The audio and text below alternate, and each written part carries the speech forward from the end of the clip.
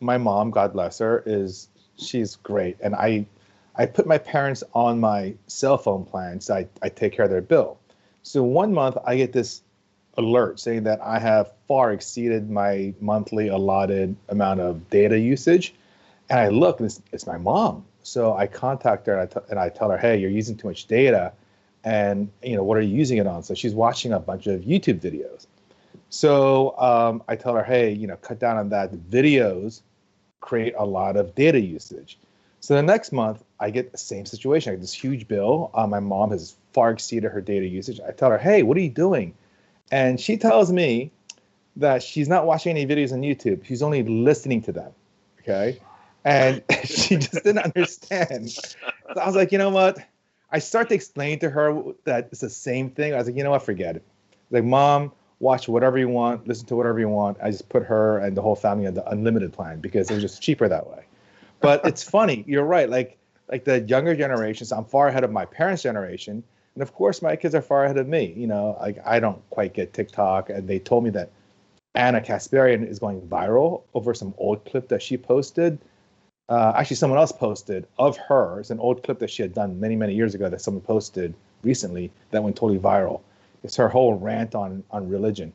And my girl's like, oh, Anna, and she has 4 million views and blah, blah, blah. And I can't keep up with TikTok. I have no idea. Yeah, it's funny. I saw that punch through when it punched through Twitter, which, I'm on, that because it's, again, it's not a newer breakthrough medium. But yeah, and then Anna was responding.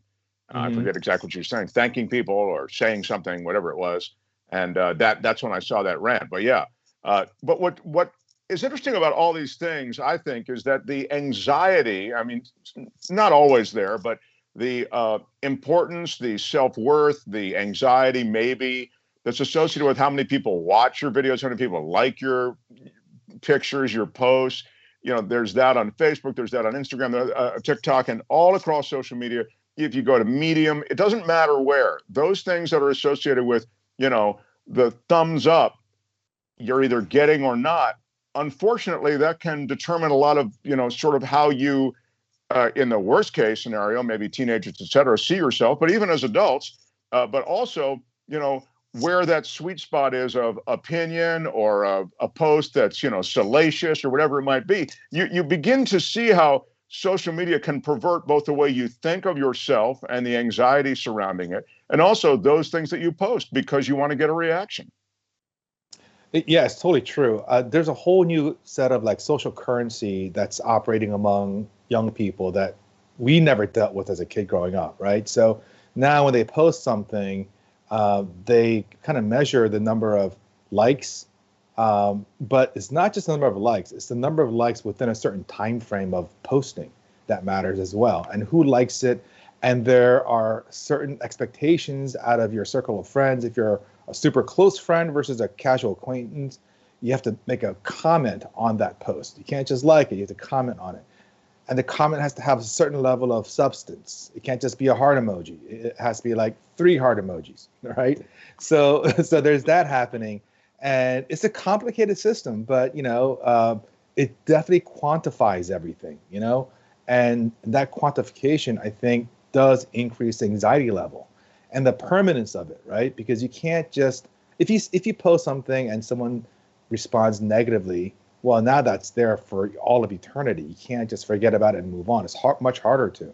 So there are very different social rules at play for kids now than what old timers like the 3 of us went through when we were younger.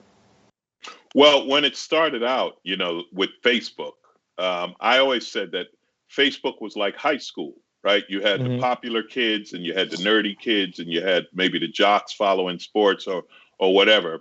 Then it did get ugly, right, with the bullying and things like that. But another part of it that's really, I think it's something wrong with it, is being judged by it when you do something else. For example, like with comics, how many likes you get, do they laugh and all that's great. But I did an event with the LA Press Club, and they were saying that reporters were being judged based on the number of clicks they got, because we were talking about how come they had to cover every crazy thing Trump said. And they were like, Well, you have to, because if you don't get the clicks, you're being judged by your, the press, by your job, which I think is a big mistake, right?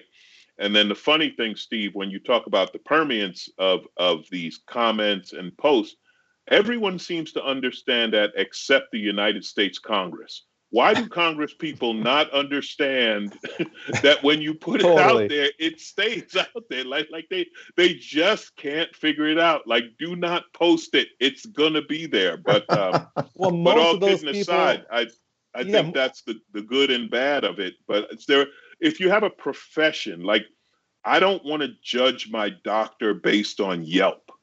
Yes. That's right.